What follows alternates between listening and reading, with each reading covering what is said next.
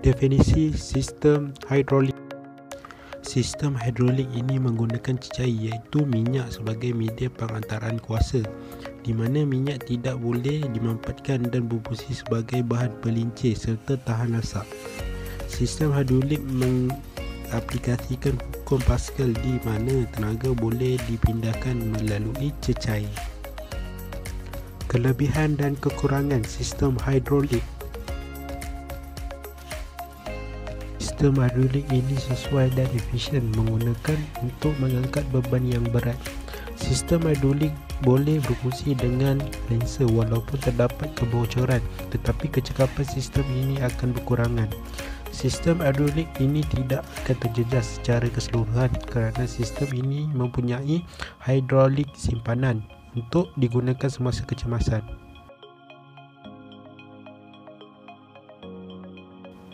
Sistem hidrolik ini menghasilkan bunyi yang bising semasa pam hidrolik beroperasi. Sistem hidrolik ini boleh terbakar jika terlalu panas atau terdapat kebocoran pada sistem hidrolik ini.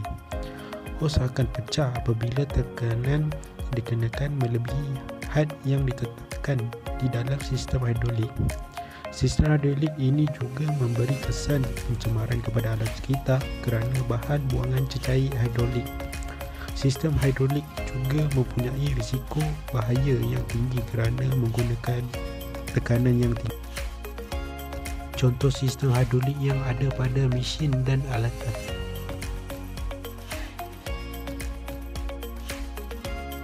Definisi sistem pneumatik. Sistem pneumatik merupakan sistem yang menggunakan gas iaitu udara atmosfera akan disedot dan dimampatkan. Gas yang termampat digunakan untuk menghasilkan kerja yang digerakkan oleh alat penggerak secara linear atau putaran. Sistem pneumatik merupakan satu sistem kawalan yang menggunakan injap tertentu untuk melakukan kerja. Kelebihan dan kekurangan sistem pneumatik. Sistem pneumatik ini tidak menggunakan kos yang banyak untuk berfungsi kerana ia menggunakan tenaga udara yang sedia ada.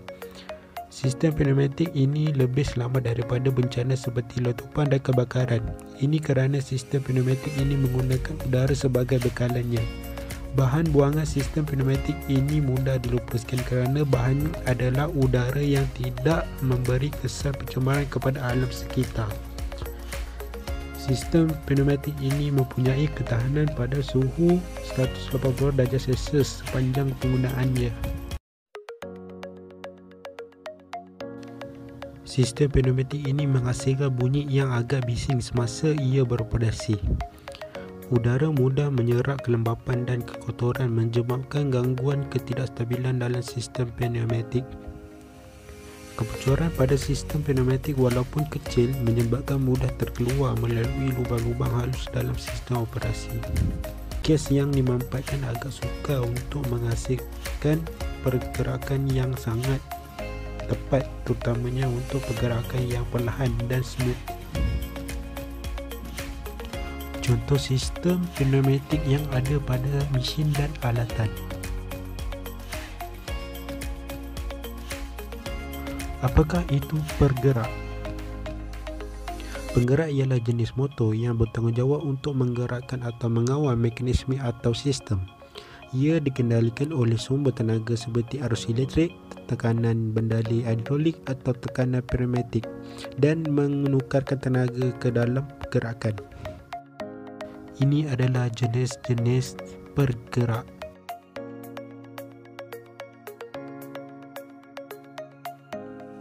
Apakah itu sensor?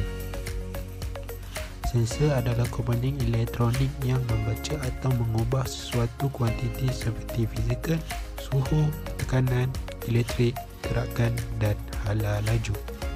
Ini adalah jenis-jenis sensor. Simbol skematik dan fungsi sistem pneumatik. Untuk mengawal aliran dalam satu arah sahaja dan melindungi daripada aliran berbatang balik. Untuk mengawal kuantiti aliran yang masuk ke penggerak. untuk mengawal atau menghadkan tekanan dalam sistem aliran yang dipaksa keluar akan melalui satu saluran suar di mana aliran akan dilepaskan. Aliran utama, aliran percobaan, aliran yang bersambung. Si penggerak adalah sama, yang membezakannya adalah mekanismenya. Ini adalah jenis-jenis hinjap. Sekian, terima kasih.